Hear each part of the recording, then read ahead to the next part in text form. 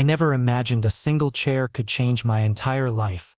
Yet the moment I settled into that black leather seat, the conference room transformed into a frozen tableau, as if someone had pressed pause on reality itself. My breath caught when I registered the stare's shocked faces, terrified expressions, curious eyes all fixated on me. This was my first day at Silvercrest Enterprises as a junior marketing analyst. The building sprawled across 15 floors of glass and steel, a maze of corridors that left me hopelessly disoriented on the 5th level. The conference room appeared empty when I pushed through the double doors, or at least I assumed it was vacant. I thought I'd take a moment to collect myself, review my orientation materials, and prepare mentally for the chaos ahead. The chair felt surprisingly luxurious beneath me, butter-soft leather that seemed to mold to my body, armrests positioned at the perfect height. I had just unlocked my iPad, ready to dive into the employee handbook, when the doors exploded inward. "Oh my God!" someone hissed in a horrified whisper. I glanced up to find 3 people clustered in the doorway, their faces painted with expressions you'd expect if they'd witnessed a supernatural apparition. A woman in a crisp blazer dropped her stack of folders, papers scattering across the polished floor. The man beside her stood frozen, mouth hanging open in disbelief. You're sitting in that chair. How dare you?" A bald man with wire-rimmed glasses struggled to keep his voice from rising to a shout. "I'm sorry?"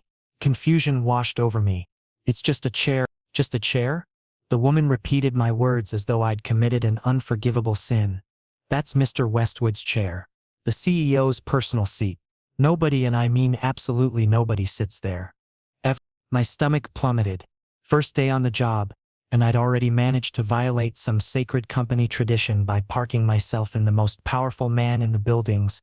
Then I suppose today marks his lucky day. The voice emanated from the entrance, deep, smooth, carrying an undercurrent of amusement that seemed entirely out of place, given the tension crackling through the air.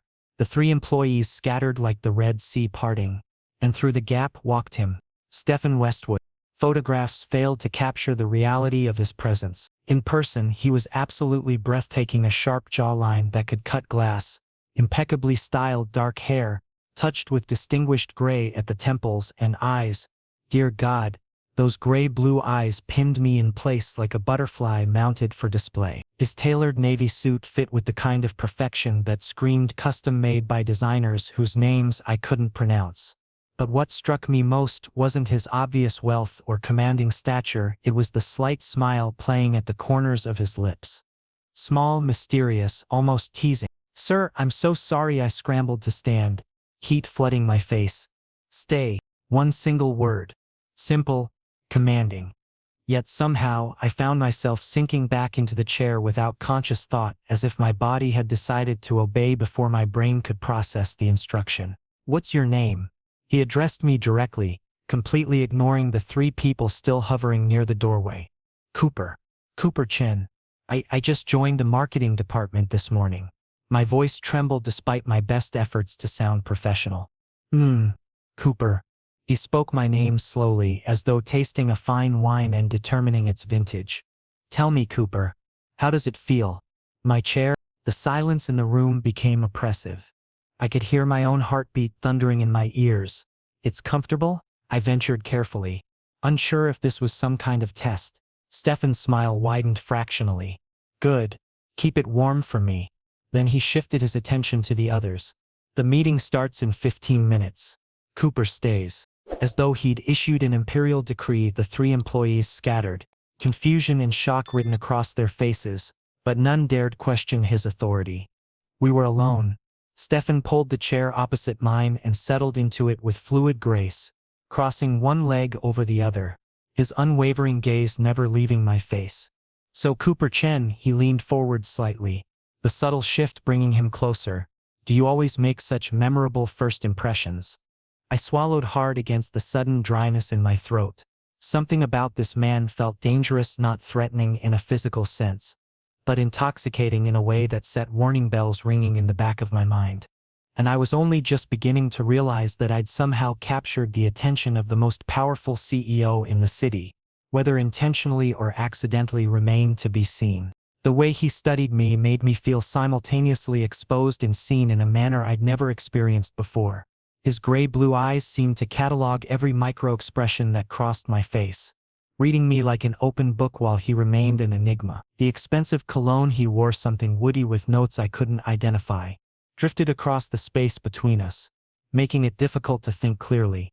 I don't usually make any kind of impression, I admitted, deciding honesty might be my best strategy. I'm typically the person who blends into the background. Somehow I doubt that. His tone carried a hint of something I couldn't quite name. Anyone who walks into a room and claims my chair without hesitation isn't someone who blends. I didn't know it was your chair, I protested weakly. I know. He tilted his head slightly, studying me from a new angle. That's what makes it interesting. No fear, no calculation, no political maneuvering. Just innocence. The word hung between us, weighted with implications I wasn't ready to unpack. The meeting, I said, desperate to redirect the conversation toward safer territory. Should I move to a different seat? No. Definitive. Final. I told you to stay, didn't I? Yes. Then stay. He settled back in his chair, pulling out his phone with casual dismissal. The team will be here shortly. I'm curious to see how you handle yourself when the spotlight's fully on you. My pulse kicked up another notch. What had I stumbled into? This was supposed to be a straightforward first day. Orientation, paperwork, maybe a brief introduction to my team. Instead, I'd somehow landed myself in the center of what felt like a corporate power play I didn't understand. As footsteps approached from the hallway, signaling the imminent arrival of the meeting attendees, Stefan glanced up one more time, that enigmatic smile still playing across his features. Don't disappoint me, Cooper Chen. The words felt less like a threat and more like a challenge. And despite every logical instinct screaming that I should extract myself from this situation immediately, a reckless part of me wanted nothing more than to rise to meet it. If I thought the initial confrontation was uncomfortable, the actual meeting proved to be a masterclass in corporate torture. I remained frozen in that cursed chair as team members filed in. 15 people, all clearly senior to me based on their confident strides and expensive accessories. Their reactions followed a predictable pattern. Initial shock upon seeing me, followed by confusion, then questioning glances directed at Stefan. He acknowledged none of it. Let's begin, Stefan announced with casual authority, opening his laptop as though the scene before him was perfectly ordinary. The presentation was already halfway complete when he suddenly turned his attention to me. Cooper, what's your perspective on this campaign strategy? My brain short-circuited. Sir, I'm only a junior analyst. I didn't inquire about your title. I asked for your opinion. His tone remained polite but carried an edge of steel that made it clear this wasn't optional. Every eye in the room swiveled toward me. I could practically feel their resentment radiating across the conference table. Who was this newcomer sitting in the CEO's chair, now being personally consulted? I drew a deep breath, deciding that if I was going down, I might as well go down honestly. To be frank, this campaign plays it too safe. You're targeting Generation Z, but the approach feels dated. The social media integration lacks cohesion, and the messaging doesn't have any emotional hook that would encourage viral sharing. The silence that followed could have suffocated a small animal. Then Stefan smiled, not the polite professional expression he'd worn earlier, but something genuine that reached his eyes. Interesting. Elaborate. For the next 20 minutes, I heard myself articulate thoughts I hadn't fully formed until that moment. Ideas flowed naturally, building on each other, and Stefan listened with complete attention, occasionally nodding or jotting notes. When the meeting finally concluded, I could sense the room had split, half impressed by my insights, half clearly threatened by this upstart junior analyst. Solid contributions, Cooper, Stefan said as people gathered their materials. I'll expect you in my office tomorrow morning. 9 o'clock sharp. Sir. What? But he'd already swept from the room, leaving me stunned and surrounded by hostile stares that could have melted steel. The cafeteria at lunch felt like navigating a minefield. People actively avoided me, conversations dying as I passed, as though I carried some contagious disease. Only one person approached, Dylan Hayes, apparently the senior marketing manager and universally beloved by the team. You're the new guy, right? He set his tray across from mine, smiling in a way that didn't quite reach his eyes. "Yeah, Cooper. I know. Everyone knows. You created quite the spectacle this morning." Dylan leaned back, assessing me with the focus of a predator evaluating prey. "Word of advice? Stephen Westwood is unpredictable. Tomorrow he won't even remember your name. So I wouldn't get comfortable in that spotlight if I were you." The warning was crystal clear, but before I could formulate a response, Dylan had already stood and walked away, leaving his barely touched lunch behind. The remainder of the day blurred into a haze of emails and cold shoulders. Yet one moment kept replaying in my mind on an endless loop: Stefan's smile when he told me to stay. Why? Why had he specifically allowed me to remain in that chair? Why solicit my opinion in front of senior staff? And why did my heart still race slightly whenever I replayed his voice in my head? Evening came and I finally escaped to my apartment, a modest studio that suddenly felt even smaller after a day in Silvercrest's brawling headquarters. I tried to review my notes, prepare for tomorrow's mysterious office meeting, but concentration proved impossible. My mind kept drifting back to that moment when Stefan had stood close, when I'd caught the scent of his cologne, when his gaze had locked onto mine with an intensity that felt almost physical. I pulled up the company website, navigating to the leadership page. Stefan's professional photo stared back at me, polished, professional, intimidating. The bio listed an impressive array of credentials: MBA from Harvard, previous executive positions at Fortune 500 companies, numerous industry awards.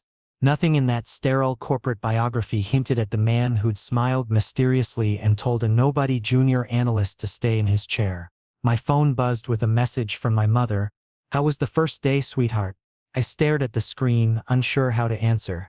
How could I explain that I'd accidentally sat in the CEO's personal chair, been personally consulted during a senior meeting, and was now scheduled for a private office appointment tomorrow, all while feeling like I'd somehow stepped into an alternate reality?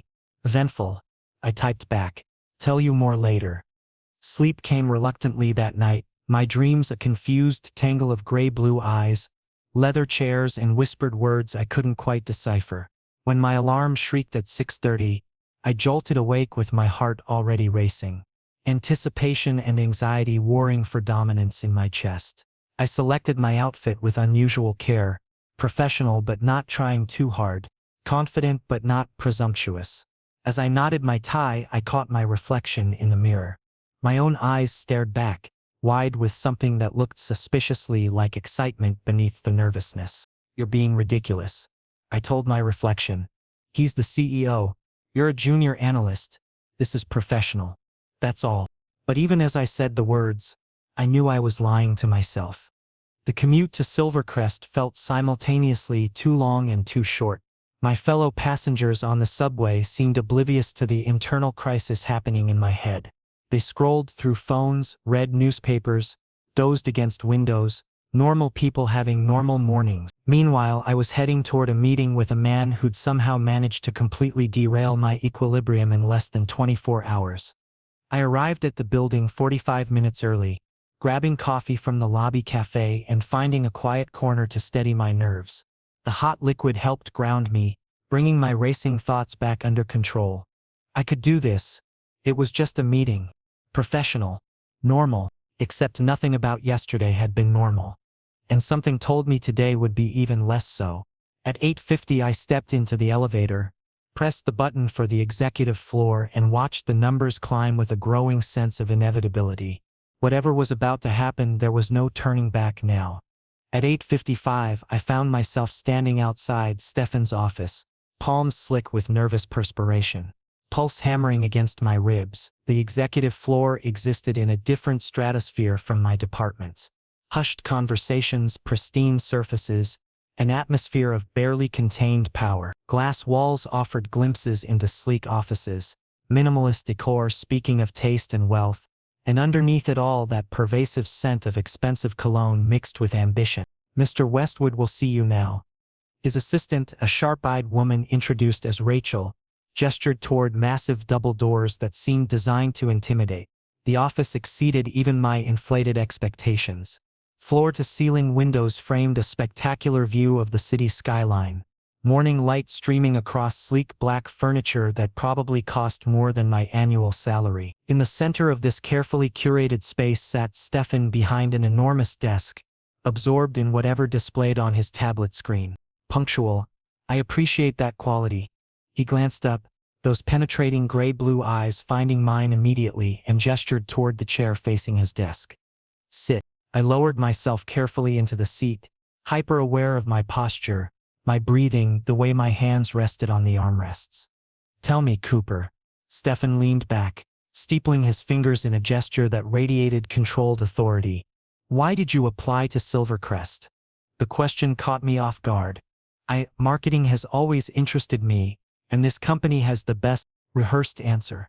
He interrupted smoothly, not unkindly. Try again. The real reason. I swallowed against the tightness in my throat. Vulnerability felt dangerous here, but something in his unwavering gaze suggested that lies would be even more costly. I need to prove something, I admitted quietly, the words scraping past my defenses.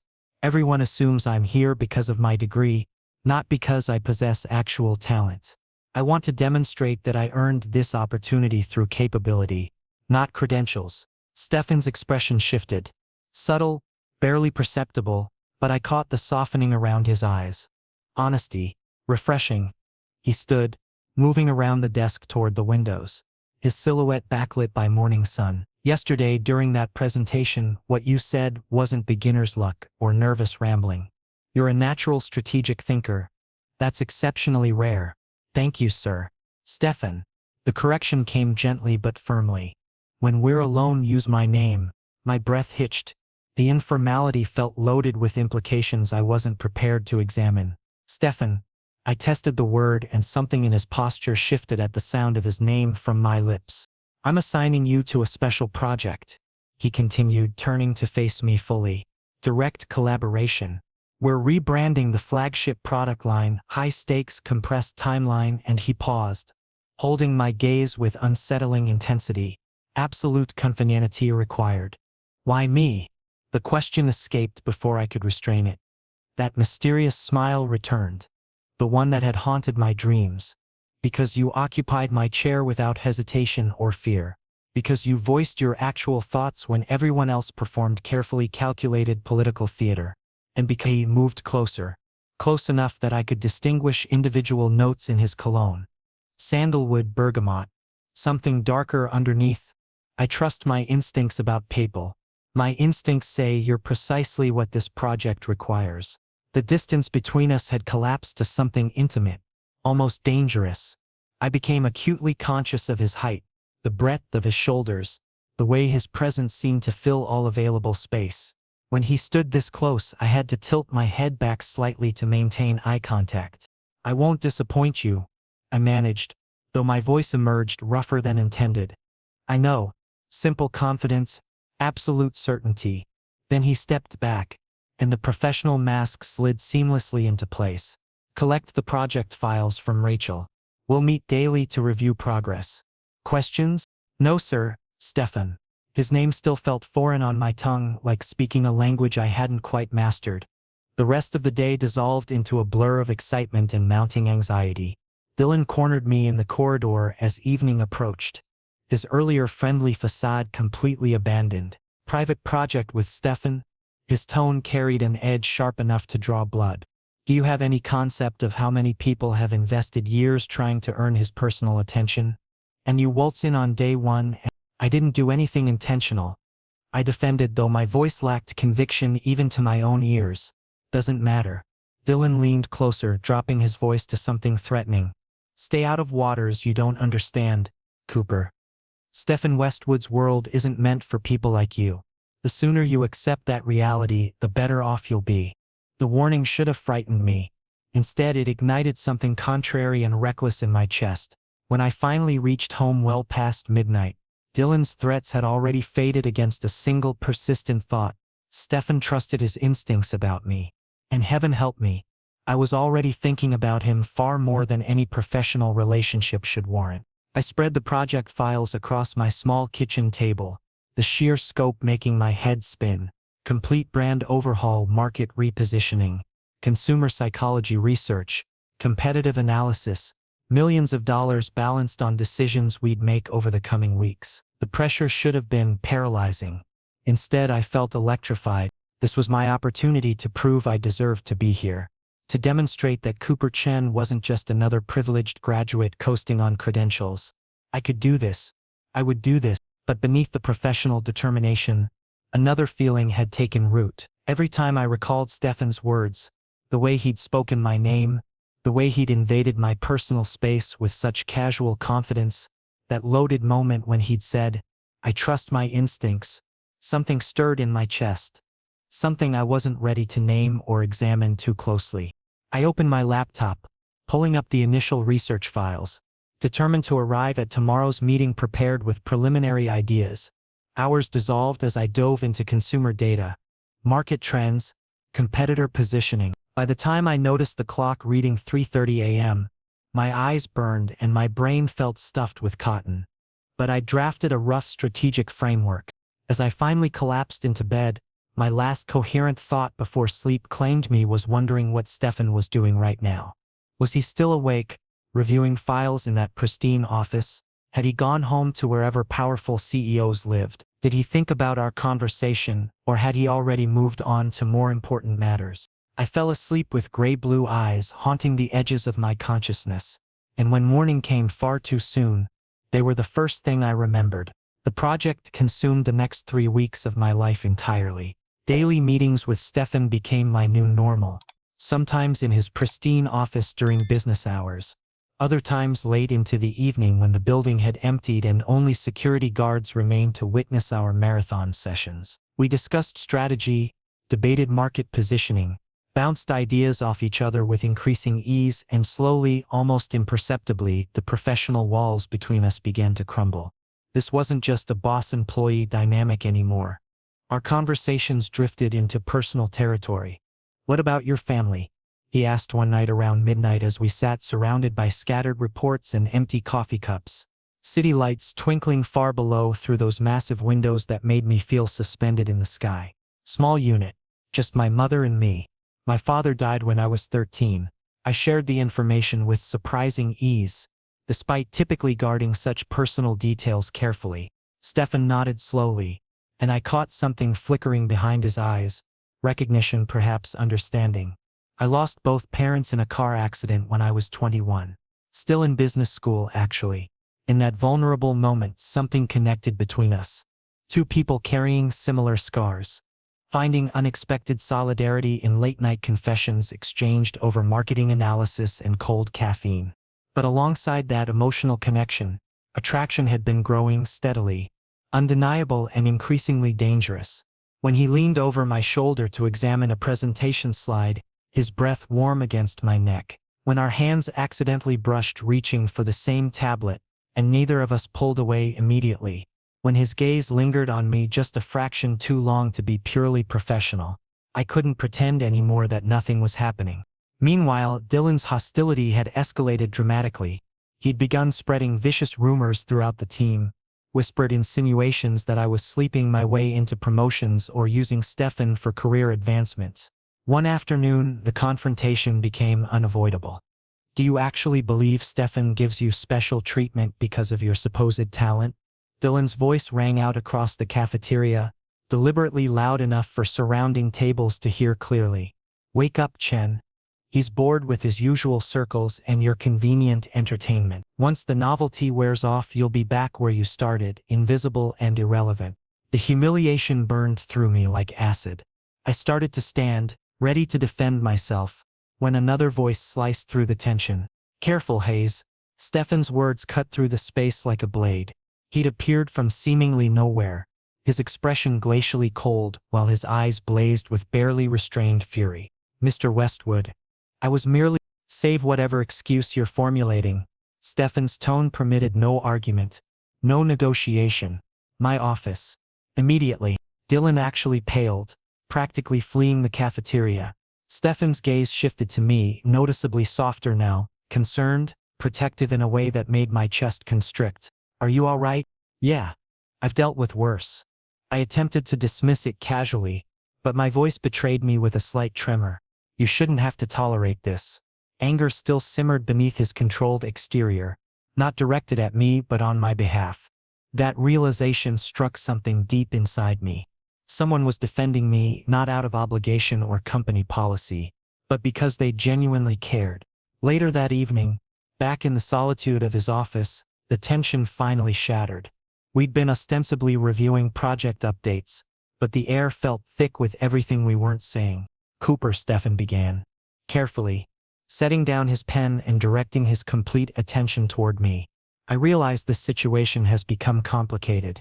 The rumors, the scrutiny, the office politics. I don't care about any of that," I interrupted, surprising myself with the fierce conviction in my voice. "What I care about is whether this, whatever exists between us, is genuine or just some temporary fascination." Silence expanded to fill the room. Stefan rose slowly, moving toward me with deliberate, measured steps. "You want complete honesty?" His voice dropped lower, becoming intimate. "I noticed you that very first day. Not because of the chair incident, because when you looked at me there was no calculated fear, no political maneuvering, just authentic surprise and refreshing honesty. Do you comprehend how extraordinarily rare that is, in my world?" He stood close now, dangerously close, close enough that I could detect his heartbeat, or perhaps that rhythmic pounding was my own pulse thundering in my ears. "Stefan," my voice emerged barely above a whisper. "Tell me to stop," he murmured, his hand rising to gently cup my jaw, thumb tracing my cheekbone. "And I will, right this moment, will reset to purely professional interactions. I give you my word." I couldn't, heaven help me, I couldn't force those words past my lips. When his mouth finally met mine, tentative, questioning, achingly soft, it felt like stepping off a cliff into freefall. Everything I'd been suppressing for weeks broke through my carefully maintained barriers. I kissed him back desperately, fingers clutching his shirt, and he responded with matching intensity, pulling me closer until absolutely no space remained between our bodies. When we finally separated, both gasping for breath, reality came crashing back like icy water. "This is completely insane," I whispered against his lips, eyes still closed, unwilling to break the spell. "I know." Stefan pressed his forehead to mine, his breathing unsteady. "But I can't walk away from you. I've tried. For 3 solid weeks I've attempted to maintain professional distance. I can't do it." "Then don't." I finally opened my eyes, meeting his intense gaze. "Don't push me away." His answer came as another kiss, deeper this time, more certain, more claiming. And in that moment, office walls and company policies and Dylan's threats all dissolved into irrelevance. Only we existed, this moment, and this terrifying, exhilarating sensation of falling. Over the following days, we tried maintaining discretion, but the shift between us was palpable. Small touches that lingered, shared glances across conference rooms, that communicated volumes. The way his hand would find the small of my back when he thought no one was watching. The project was nearing completion, our presentation to the board scheduled for the following week. We'd created something remarkable, innovative, bold, potentially game-changing for the company. But honestly, the work itself had secondary to what was developing between us. "Come home with me tonight," Stefan said quietly, as we packed up materials one evening. Not a command, despite his usual authoritative tone. A request, an invitation. "Your place?" I clarified, pulse accelerating. "Yes. I want to show you something beyond these office walls. Something real." I should have hesitated, should have considered the risks, the potential consequences, the professional boundaries we'd already compromised. Instead, I found myself nodding. "Okay." His smile, small, private, meant only for me, made every risk feel worthwhile. As we rode the elevator down together, maintaining careful distance for the benefit of security cameras, I couldn't help wondering what I was walking into. Not just physically going to his apartment, but emotionally. Where would this lead? How would it end? But looking at Stefan's reflection in the polished elevator doors, seeing that subtle contentment in his expression, I realized I didn't care about the destination. This journey, regardless of where it led, felt right in ways I couldn't adequately explain. The elevator doors opened to the parking garage, and Stefan's hand briefly found mine in the shadows. "Ready?" he asked softly. "Yes," I answered, and meant it with every fiber of my being. Keeping our relationship secret proved impossible when Dylan remained suspicious and apparently committed to exposing us. Within mere days, whispers proliferated throughout the office, discreet glances that followed me down corridors, knowing smirks from people I'd never even spoken to, pointed comments that ceased abruptly whenever I approached. Rachel intercepted me one morning outside Stefan's office, her expression gravely serious. "I don't concern myself with your private affairs," she stated bluntly, voice pitched low to avoid eavesdroppers. "But exercise caution. The board members already scrutinize Stefan's every decision. Any suggestion of an inappropriate relationship with a subordinate, they'll weaponize it against him, against both of you." Her warning frightened me more profoundly than Dylan's threats ever had. This wasn't merely my career at stake anymore. It was Stefan's reputation, his company, the empire he'd spent years constructing brick by brick. That evening, I went to Stefan's penthouse apartment for the first time outside of work context. The space radiated wealth, designer furniture, original artwork adorning pristine white walls, floor-to-ceiling windows showcasing breathtaking city views. But felt strangely hollow. No photographs, no personal mementos, no evidence that anyone actually lived here rather than merely existed between business obligations. "You live here alone?" I asked, absorbing the vast emptiness that felt more like an upscale hotel than a home. "Always have." Stefan poured wine into crystal glasses, handing one to me with careful precision. "Relationships don't flourish easily in my lifestyle. 18-hour workdays, constant international travel, emergency board meetings, investor conference calls. There's scarcely time for myself, much less maintaining a partnership with another person." "Is that what we are? Partners?" I asked carefully, needing verbal confirmation of what we'd been dancing around. He paused, those penetrating gray-blue eyes searching mine with an intensity that made breathing difficult. "What do you want us to be?" "I want clarity," I stated firmly, setting my untouched wine aside. "I'm gambling everything, my career trajectory, my professional reputation, my entire future in this industry. I need absolute certainty that this isn't merely physical attraction for you. I need to know that we actually matter." Stefan placed his own glass down, approaching until mere inches separated us. "Cooper, I'm 38 years old. I've experienced enough casual encounters throughout my 20s and 30s to recognize the fundamental difference. This isn't casual. You're not casual." But vulnerability flickered across features typically so meticulously controlled. "I'm terrified of causing you harm. My world operates ruthlessly. Cutthroat business practices, constant political maneuvering, people who'd exploit any perceived weakness. And you're so genuinely honest, so refreshingly authentic in ways I'd forgotten people could be." "I'm not fragile porcelain," I interrupted firmly, stepping closer to eliminate what little distance remained. "I can navigate your world. The real question is whether you can handle having someone who genuinely cares about you, someone who won't vanish the moment circumstances become challenging." Something broke in his carefully maintained composure. Stefan kissed me deeply, desperately, like a drowning man finally reaching air, his hands tangling in my hair, pulling me flush against him with almost desperate urgency. That night, we crossed every remaining professional boundary. Tangled sheets and whispered confessions, between kisses, stolen touches mapping previously unexplored territory, learning each other in ways that felt simultaneously terrifying and inevitable. When he held me afterward, like I was something precious and irreplaceable, I understood viscerally that this transcended simple attraction. This was transformative, the kind of connection that fundamentally alters your life's trajectory. But harsh reality intruded the next morning when both our phones began buzzing simultaneously around 6 a.m.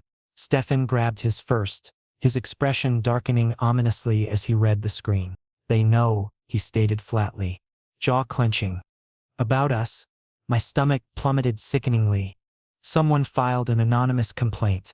Allegations of inappropriate conduct between the CEO and a junior employee. The board has called an emergency hearing for this afternoon." Panic clawed up my throat. What happens now? Worst case scenario? They force me to choose the company or you. His jaw tightened further, anger and frustration warring across his features. but I refused to be intimidated or manipulated. Stefan, maybe we should. I started suggesting we could step back publicly, at least temporarily. Absolutely not. Firm. Uncompromising. I won't hide you anymore. I've spent my entire adult life constructing emotional walls, maintaining strategic distance from everyone, making endless sacrifices for corporate advancement. For once, just once, I want something that belongs to me, someone who's mine. The raw intensity in his declaration made my throat constrict painfully. But if they issue an ultimatum, then I've already determined my answer. He pulled me close, pressing a lingering kiss to my forehead. Get dressed. We're facing this together. His certainty should have reassured me. Instead, it amplified my terror. What if my presence in his life destroyed everything he'd worked for? What if loving me cost him the company he'd built from nothing? The hours until the hearing crawled by with agonizing slowness. We arrived at headquarters separately, maintaining appearances, but I felt his presence like a physical tether even across the crowded lobby. Rachel caught my elbow as I headed toward the elevators. Whatever happens in there, don't let them make you feel ashamed. What you two have, it's real. Even I can see that, and I'm professionally cynical about office romances. Her unexpected support nearly undid me. Thank you. Don't thank me yet, she said grimly. The board can be ruthless when they perceive a threat to the company's image. As I rode the elevator to the executive floor, I tried to prepare mentally for what awaited. But how do you prepare for potentially destroying someone's life? How do you walk into a room knowing your very existence might force the man you love to choose between his life's work and his heart? The elevator doors opened and Stefan stood waiting, immaculately dressed in his armor of expensive tailoring. But I could see the tension in his shoulders, the worry he tried to hide. Ready? He asked quietly. I wanted to say no, wanted to run, to resign immediately, to remove myself as the source of this crisis. But looking at him, at this man who'd somehow become essential to my existence in just weeks, I knew running would destroy us both. Ready? I confirmed, and together we walked toward the boardroom where our future would be decided. The boardroom atmosphere felt precisely like a courtroom. Austere, deliberately intimidating, designed to make you feel small and judged. 10 stern faces arranged around an imposing mahogany table, their expressions carefully neutral as Stefan methodically presented our case. Project success metrics, maintained professional conduct throughout development, mutual consent between adults, zero evidence of favoritism in work assignments. He laid out every fact with lawyer-like precision. Mr. Westwood, the chairman spoke with calculated coldness, fingers steepled before him. Regardless of mutual consent, inherent power dynamics create corporate liability. This relationship exposes the company to potential lawsuits, harassment allegations from employees who feel disadvantaged, significant media scrutiny if discovered publicly. A recommendation stands clear. Immediately terminate Mr. Chen's employment or you permanently remove yourself from any projects involving him. I reject both options. Stefan's voice carried the weight of forged steel. Cooper earned his position through demonstrable merit. Our personal relationship doesn't invalidate his professional accomplishments. Every evaluation, every assignment, every work product has been documented and independently reviewed by department leadership. There's no favoritism, no professional impropriety. It undermines everything regardless, argued another board member, an older woman with sharp assessing eyes. Public perception, corporate image, employee morale. As CEO, you're held to elevated standards. Surely you comprehend the optics. Then accept my resignation. Time seemed to stop. Everyone froze, including me. My breath literally caught in my throat. Stefan. No, I whispered desperately, but he squeezed my hand beneath the table, a silent message to trust him, to let him handle this. If choosing between this company and Cooper requires me to abandon everything I've built, Stefan continued, with devastating calm, meeting each board member's gaze individually, then I choose him. I've dedicated 15 years to Silvercrest, transformed it from a mid-tier firm into an industry leader, but I will not sacrifice the first genuine connection I've experienced in my personal life for corporate politics and optics management. Shock rippled visibly through the assembled board members. The chairman's expression shifted. Surprise, reassessment, calculation. You would genuinely sacrifice everything you've constructed for him? Disbelief saturated every syllable. Stefan looked directly at me, and in his eyes I witnessed a certainty that simultaneously terrified and overwhelmed me. Yes. Without a moment's hesitation, tears burned behind my eyes, threatening to spill. This was madness. This was professional suicide. Wait. I stood abruptly, my voice shaking but determined, hands gripping the table edge for physical support. I resign instead, Cooper. Stefan rose immediately, reaching for me. No, Stefan, let me finish. I forced myself to face the board directly, meeting their scrutinizing gazes despite terror clawing through my chest. I refused to let him destroy what he's built. Silvercrest represents his legacy, his life's defining work. I can find employment elsewhere, start fresh at another company, rebuild my career from scratch. But this industry needs Stefan's leadership. This company needs his vision. So I'm resigning, effective immediately. Problem solved. The silence that followed felt suffocating. Absolute. Stefan's hand caught mine, his grip firm, almost desperate, grounding. Don't do this, he whispered urgently. Don't sacrifice yourself for me. You were prepared to do exactly the same, I whispered back, tears finally escaping down my cheeks. The chairman observed us both with unsettling intensity for what felt like an eternity. Then unexpectedly he released a long, weary sigh. Sit down, both of you. We exchanged confused glances but complied slowly, neither releasing the other's hand. I've spent 30 years navigating corporate environments, the chairman began slowly, settling back into his chair with an almost contemplative air, and rarely, exceedingly rarely, have I witnessed someone willing to sacrifice their career, their reputation, everything they've worked for another person's benefit.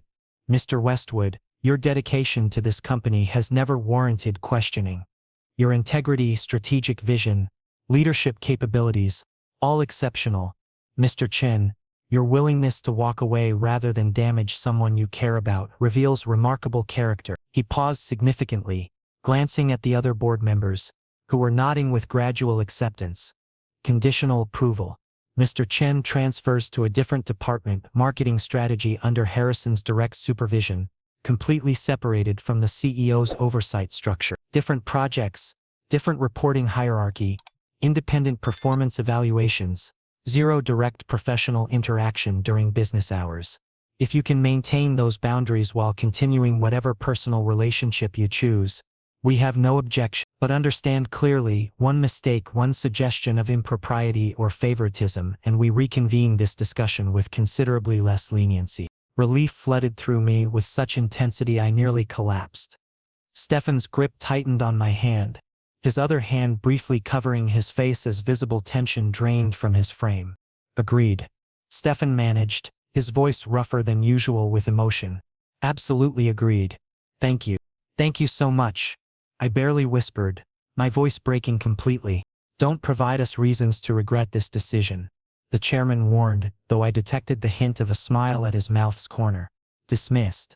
Outside the boardroom, alone in the deserted hallway, Stefan pulled me into a tight embrace, burying his face against my neck. Never do that again, he murmured against my skin. Never offer to leave me like that. You were doing the identical thing, I pointed out, holding him equally tightly. That's different. I'm already established, already successful. You're just beginning your career. Your entire future stretches ahead. I couldn't let you sacrifice that. And I couldn't let you sacrifice everything you've built. I smiled through lingering tears. I suppose we're both stubborn fools. He laughed, a genuine relieved sound. Perfect match then. 3 months later, I'd been promoted to marketing strategy lead under Harrison's team, earned through actual merit. Countless long hours, and proving myself independently. No one could legitimately claim I hadn't earned it. Stefan and I remained discreet publicly, but privately our relationship deepened. Move in with me, he said one evening over dinner at his apartment, gradually transforming into our space with small additions. My books on his shelves, my favorite coffee mug in his kitchen, my jacket hanging by the door.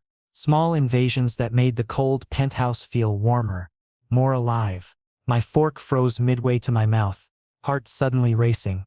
Steph, I'm completely serious. I know it seems fast, but I already know what I want. You, permanently. Waking beside you, coming home to you, building an actual life together, instead of stealing moments between obligations. He reached across the table, capturing my hand. Move in, please. This was terrifying. This was perfect. This was everything I hadn't known I wanted until him. Yes, I whispered. Then stronger. Yes. Absolutely yes. His smile unguarded, radiating pure joy made every struggle worthwhile. 6 months later, at the company's annual gala, as Stefan smiled at me across the crowded ballroom, subtle, private, meant only for me. I understood that we'd built something real, something lasting. Under the stars on the terrace later, away from everyone, he whispered, I love you. I love you too, I answered. So much. It started with a chair. It became everything.